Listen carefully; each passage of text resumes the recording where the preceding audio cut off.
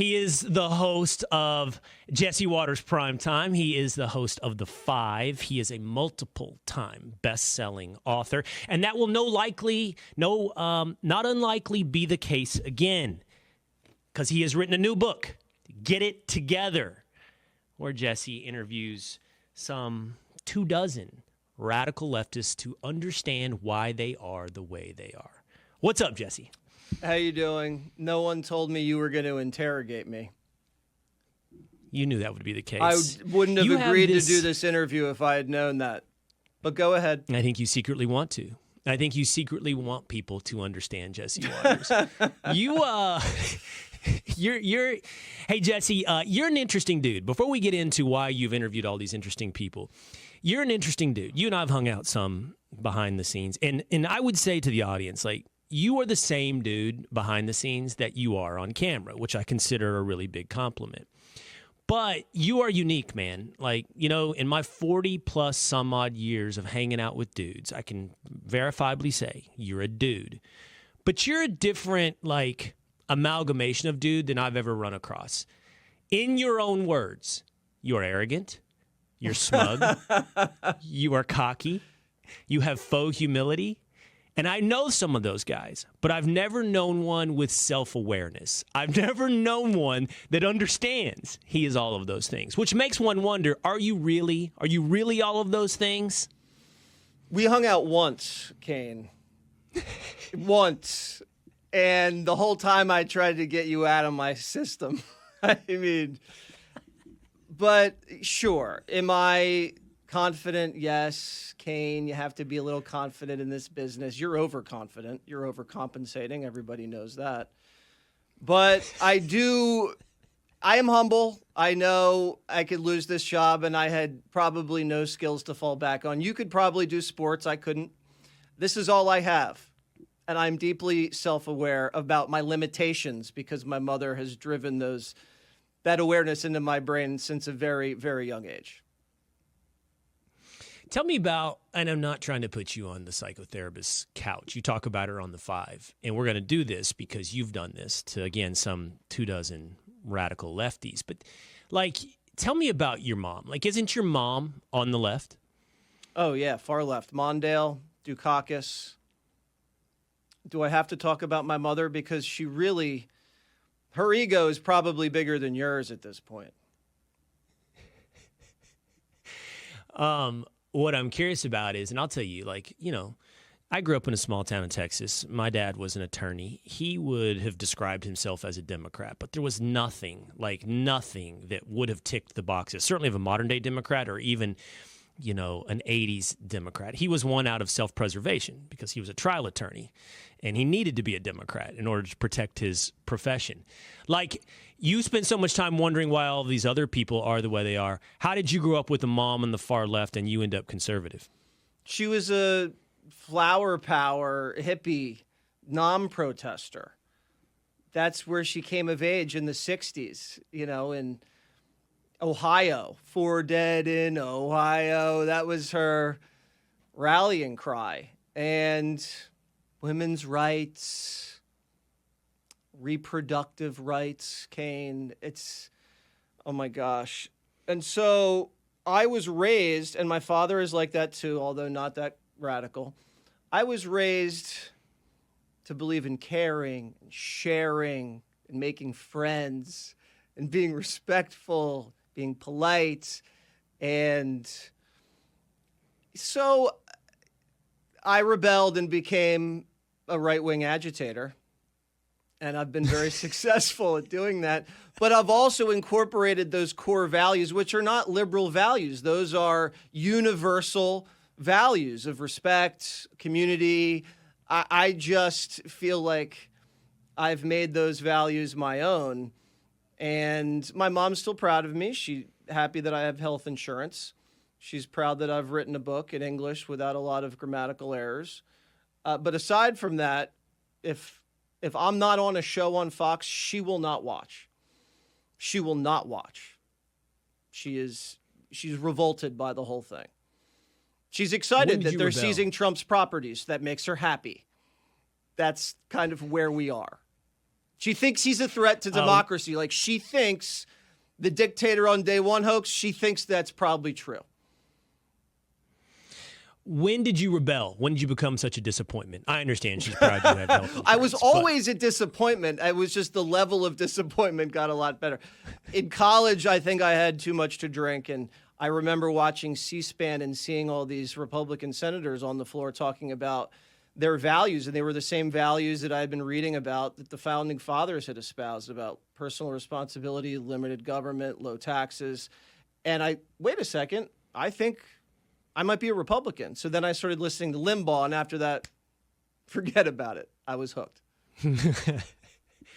Yeah, mine was similar, by the way. Again, it was more like teams back then. It wasn't really ideology based. It was like, I guess my dad's a Democrat, so I'm a Democrat. But then mine was somewhere around probably post-college law school, because I just wasn't very political in college. I cared more, as I still often do, about sports. But mine was learning about the Constitution. And that's one thing, as we get into your book, you by the way, and I'm not one for gratuitous compliments, Waters. I don't tell people their dog is cute unless it is. So when I say that I really, really like your book, I really do. I mean, I think it's really good, and it's curiosity driven, which is one of my favorite things. And I want to know why these people are the way they are, why they think the way they think. But you and I both just said that we became the way that we are, or how we think, by sort of learning our way into it. Did you find, as you were interviewing these 24 or so individuals, did any of them had a similar path to you? Like, many of them had childhood trauma, many of them. But did you find many was like, you know what, Waters? I researched, I read, and you know what I figured out? This is a better way to organize society. Well, first, I just want to tell the audience that you are much smarter than I am. I did not go to law school. I did not have a career in sports journalism.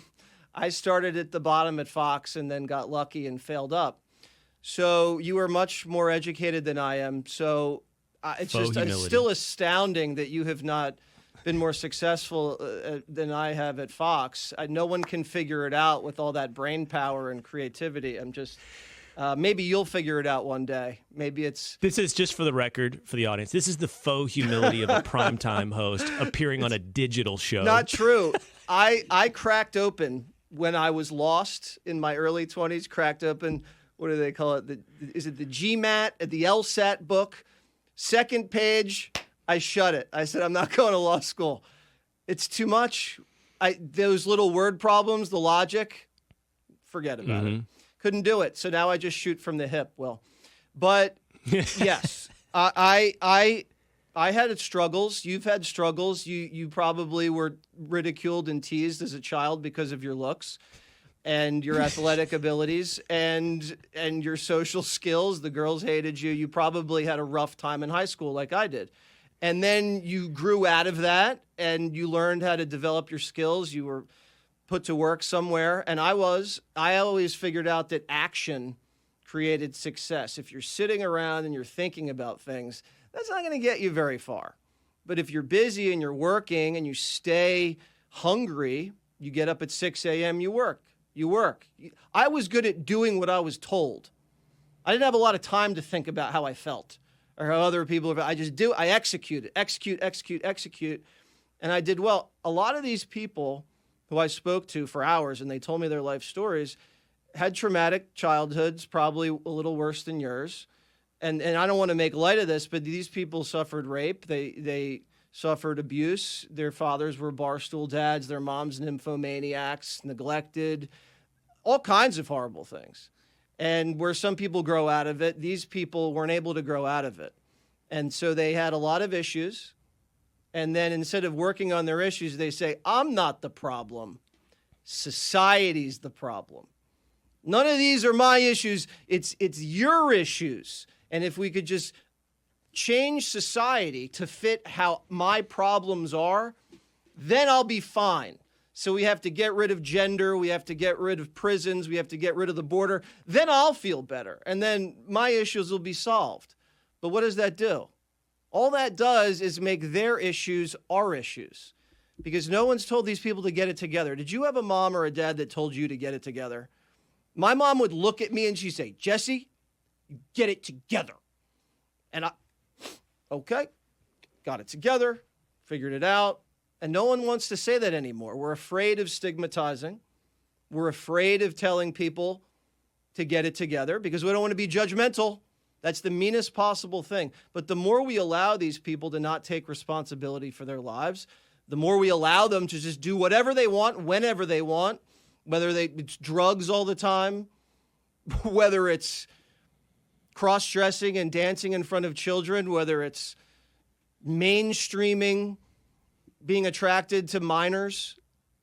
I mean, they're just going to go willy-nilly until we tell them to get it together. No.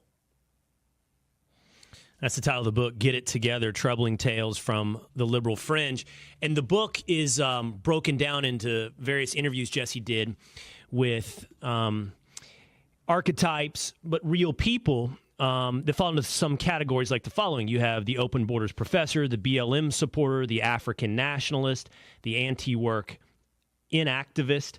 And it goes on, as you point out, to those who would describe themselves as trans women who identify as wolves. But the thing about it is, while that's somewhat comedic in terms of how you drew these archetypes, they're real people. And it is fascinating to hear their stories and kind of, you came at this, despite your lack of, introspection, you came at this with some real curiosity. And in reading this, it's enjoyable because you kind of debate them, but you also interview them and you display a real interest, a curiosity in who they are as human beings. Who was your favorite? Like, who was your favorite person that you interviewed in this process? The man who identifies as a wolf. I guess he's transgender. I don't know what we're calling him. He, she, whatever. This is someone who's really troubled. But they're hilarious because they howl. I booked this wolf on my show and they went, woo! And they pranced around in the wilderness. And they say they go to wolf farms and they cuddle the wolves. Now, to me, I've always been fascinated with weird people. When I used to go out for the O'Reilly Factor on the streets, I used to interview some of the craziest people of all time. And I would only get to talk to them for 2 or 3 minutes, and then we'd wrap, and I'd go to the next one. This was an opportunity for me to talk to these people for hours. And, Will, they told me everything in graphic detail, their life stories. Now, I don't know if you've ever had someone sit down for 2 hours, 3 hours, and tell you their full life story. Their parents, when they lost their virginity, the most traumatic experience, their financial status, their marital relationships, their ideological beliefs, getting fired, getting hired, their sex lives. They told me everything. Their addictions, their dreams, their nightmares. I mean, one guy tells me his father was some sort of Native American, left him at a very early age. He was molested. He was into crack at like 17. He decides to go to Mexico and get involved in this tribe that smokes toad.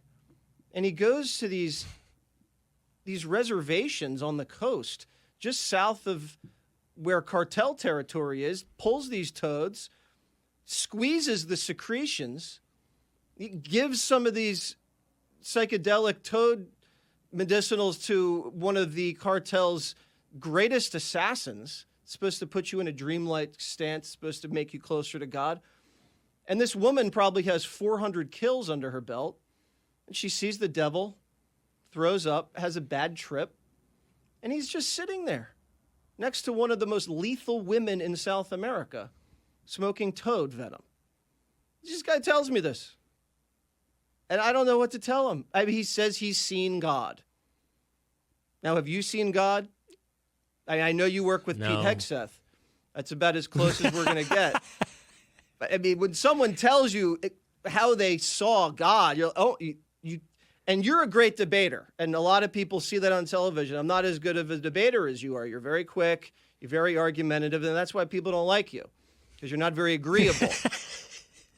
I know how to listen, and I'm more agreeable. And I don't like to jump down everybody's throat because I don't have as much to prove as you do. But you are an excellent debater. And you wouldn't be able to pull off this book because you'd probably just yell at these people and debate them. I have a softer touch, and that's what makes me me, and that's what makes you you. This is insanity. This is insanity. No, you're very good at debating. You'd probably out-debate me. I don't care if you beat me. It doesn't bother me. But you're very good, and that's why I will never debate you. Jesse Waters with a soft touch. You have this real, I mean it, Waters. There's a talent here that is just really unexplored, and it deserves its own 1 hour exploration of psychotherapy. Yes. Where, yes. How do you wrap compliments and insults? And how do you get away with, jumping down Jessica Tarlov's throat while with a little twinkle and smile in your eye remaining friends the minute it goes to commercial break and even during the segment? And how do you manage to be so mean while making me like you? Tyrus said that I get right up against the line so I don't get punched in the face. I'm very good at finding that line. I like to live on that line. Britt Hume told me the other day when we were in New Hampshire, he sat me down, he said, Jesse, I have a little advice. You have to stop interrupting Jessica. He said, it's bad TV. And so now I'm trying to not interrupt Jessica so much. And I still get paid the same amount. I mean, I don't get paid more to interrupt her. So I just talk less and I sit there and I listen. And once in a while, you can't help but interrupt because she's so interruptible. But I try not to be too aggressive because you don't want to argue with women. As a man, it's never a good idea. You're married. You can't really argue with women. It's not a winnable situation. Win. Yeah, you can't win the argument. You don't look good when you're yelling at women. So you kind of let Tarlov say her thing. When I was on the 5, right, I got some feedback. Like, people were like, Will, you're not the same guy on the 5 that you were on First Take, to your point of being argumentative in debate. Like, why aren't you as aggressive? This wasn't internally at Fox. This was just a friend. Why aren't you as aggressive as you were on First Take? And I'm like, well, first of all, it's usually Jessica Tarlov. And going after Jessica Tarlov is not the same thing as going after Stephen A. Smith. Like, I look bad. I look mean. Right. And I want to be real. I want to be real. I'm not trying to put on a performance, but like, nobody likes the dude that is berating the woman ever. Right. And that's why I don't argue with Greg. It'll come across. Waters, let me get back to your book in just a second. But way. you brought him up several times. You brought up O'Reilly. I was super offended as I was reading the beginning of the book on all the people that you interviewed when you got Jesse Waters Primetime looking for advice. Yes. I was notably missing. Yes. But one of the first guys that you mentioned was O'Reilly. So if I said, hey, Waters, what's the big break? You gave us your faux humility of work. And that's not humble to say you worked yourself up at Fox. But, I mean, you had a great amount of talent, as we've I think, sufficiently highlighted. My question for you, my curiosity is, if you say, okay, at the age you are now, I don't know, what are you, like 45? Yeah. If you look back and you say, the big break was X. Was it breaking through on camera for O'Reilly? Was it getting the seat at the 5? What's the big moment for Jesse Waters? Bill gave me the big break, and that was just sending me out into the field to cause trouble. He said he sent me into the field because I was bothering everybody at the office. I have a different idea. I thought maybe he recognized some talent that you say has been insufficiently explored. You said insufficiently explored, right? Because I would agree. I think there's much more insufficiently explored, but sufficiently highlighted. Sufficiently highlighted. So yeah, just getting it. So I went for like almost 12 years. I was in 48 different states. I didn't even have time to think. He was like, you're going to Florida, then you're going to Texas, then you're going on the border, then you're going to Harlem, and then you're going to Connecticut, and then you're going to Canada. And I was just like, for years on the road. And that's really what made me who I am, that experience on the road, chasing people down, interviewing interesting people. And then I'd come back, we'd edit it, I'd go on and do the interview, and that's kind of what my big break was. All right, now let's apply that back to the book, get it together. So you gave us one detail, which I'm really surprised at, both your time commitment and the level of your curiosity. You spoke to these people for 2 hours. That's incredible. I have to think some of them, like I haven't read, I'm going to be honest, I haven't read it cover to cover yet, but I've read a good portion of the book. And I can say, like, the first one was maybe my favorite, which is The Open Borders Professor, because this is a self-styled intellectual. Revealing to you why he is the way he is. I would have to think a guy like that at the University of Toronto knows who you are, knows Jesse Waters, and he comes in with huge guard up. Like, there's got to be, how does this work? Like, how did you find them? How did you book them? And how did you get them to be so open with you, Jesse Waters? So Johnny and another producer of mine would go find these people. I'd say, I'd like someone that believes in open borders. And they tracked some guy down that was a professor that wrote a paper advocating for open borders. And they said, it's not for television. I think when you tell people it's not for television, it kind of calms them down. You're not going to be live on TV on Fox for like 3 minutes. So you could just get like crucified and then we go to commercial. This is long form. It's for a book. They're in that literary world. I'm going to give them a chance. There's no audience. And I'm just there to listen. And I got to tell you, that guy and the guy that was advocating for minor attracted persons. I call them pedophiles. He calls them, those two guys made me the angriest. And maybe the woman that said she didn't want anybody to have babies. Those three people, because I wanted to change her mind. The guy who was advocating for minor attracted people, I distrusted him and I thought maybe there was something devious. Jury's still out there. But this professor, you've spoken to academics. They're the hardest people to talk to because they talk in circles. And there's no acknowledgement of what the results of these policies could be. When you point out, well, this has happened. Well, this has happened. Well, what about when the guy breaks into the country and he's caught with a gun and he's got a little girl in his garage? What do you think should happen to him? He should be allowed to vote, stay in this country? They don't like when you ask them questions, academics. They like to be the ones in charge. So for that gentleman, call him the professor, that was hard for me. But at the end, and you finished that chapter, there's this epiphany where you realize why he believes in open borders. It has a lot to do with his childhood, a lot to do with wanting to tear down institutions that he didn't think fairly protected him as a child. And a lot of it becomes about revenge, this revenge fantasy that he wants to see enacted against the country. And a lot of these people, you figure out at the end, like, oh my God, wait a second, I know why you believe that. It's so obvious. Look at your mom, look at your, it makes sense. And that's what the point of the book is. These people have personality disorders. It's not an ideology. You're not arguing with a rational person about public policy. These are people with emotional issues. They can't really be persuaded. You have to start on a fundamental level when they're children, having strong families, not being addicted to drugs, and parenting responsibly, and that's how you get good citizens. Right now, you look around, I don't see a lot of good citizens. But I think we could pull it back because you're a good dad. We hear. I'd like to think so. I try. No one knows how to be perfect. It's always kind of like being a little bit of an explorer. The only roadmap is like your parents and your community. But that's a recurring theme that you talked about, that you reveal. So much of it is about, and I want to use the word trauma loosely. Some cases, as you point out, it's real trauma. It's stuff that happened to them. But in all cases, it's just sort of like my emotional centeredness, whatever is hurting me becomes my ideology. And they look for outlets to, I don't know, create some corrective mechanism, some utopia.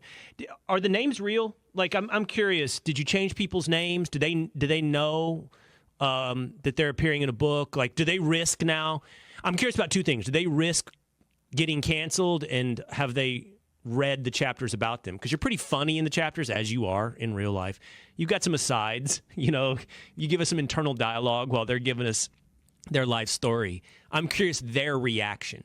Some people, we had to change their names. That was recommended by legal counsel. Other people, we kept the names in. And we've had some of the people who we've interviewed for the book come on Jesse Watters Primetime and do quick little interviews, and they've all felt fine afterwards. Some people have not agreed to come back. The person who believes in minor attractedness does not want to appear on Fox News. His name we did not put in there.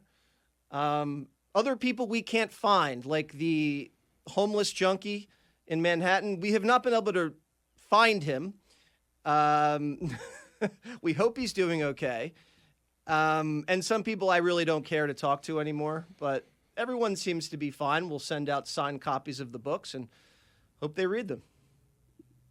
All right, last little bit here. So just personal stuff. How you doing, man? You're back. I mean, you start out with the back. I had a buddy that had back surgery. Didn't go well. By the way, you use your back as your window into empathy for other human beings. Yes. But, So, all right. Which is when I walk around, how's your back? my back's better. Thank you for asking.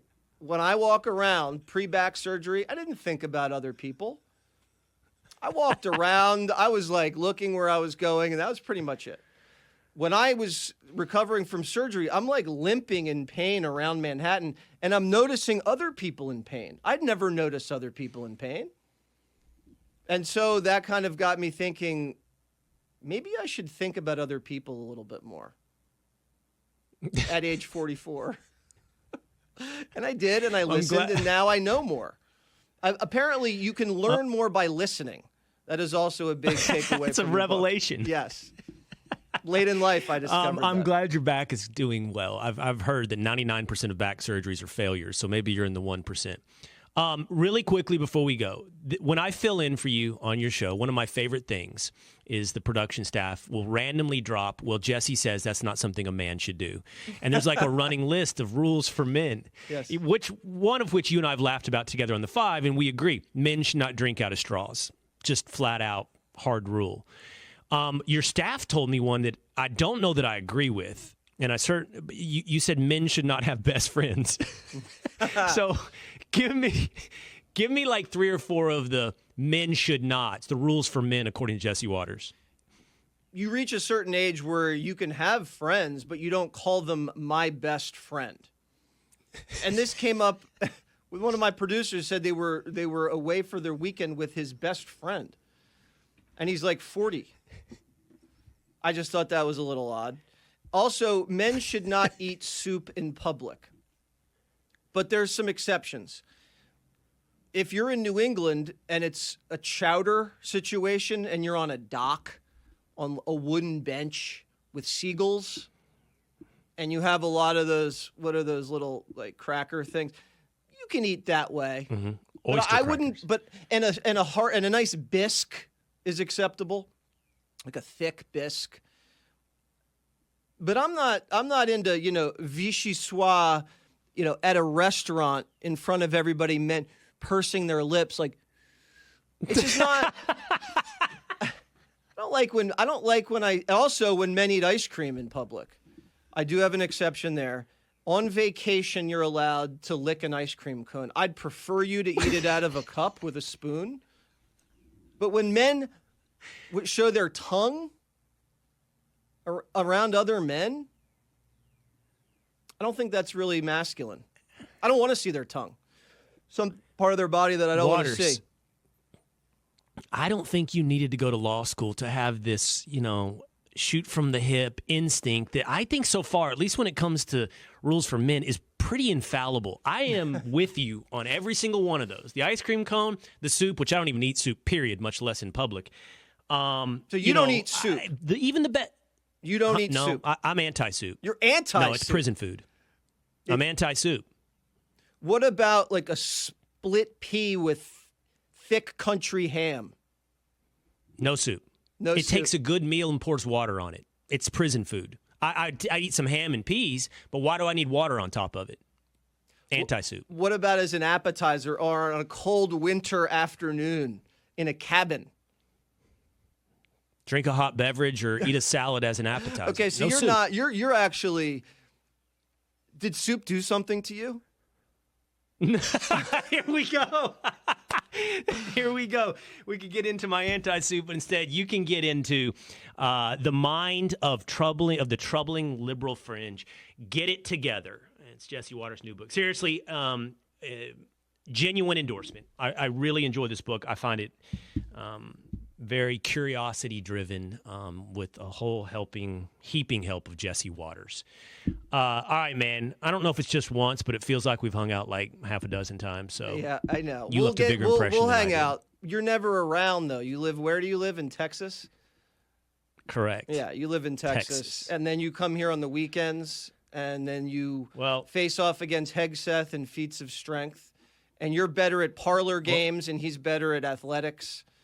And it's all true. It's all true. If it's darts, I appreciate your billiards, ping pong, shuffleboard, it's like you clean up. But if it's like basketball, you're in deep trouble. He's a D1 basketball player at Princeton. Right. But he gets me in football. He gets me in wrestling. But I appreciate your viewership, and I'll look forward to the invitation to the country club, or maybe there'll be a pickup lacrosse game, and we can sit together and eat soup. Okay. Didn't you play water polo? That's what I thought. Okay, all right. You got me again. Thanks, Cain. Jesse Waters, thank you. Get it together. Go get the book, the newest book by Jesse Waters. Hey, it's Will Cain. Click here to subscribe to the Fox News channel on YouTube. It's the best way to get our latest interviews and highlights. And click to subscribe to the Will Cain podcast for full episodes right now.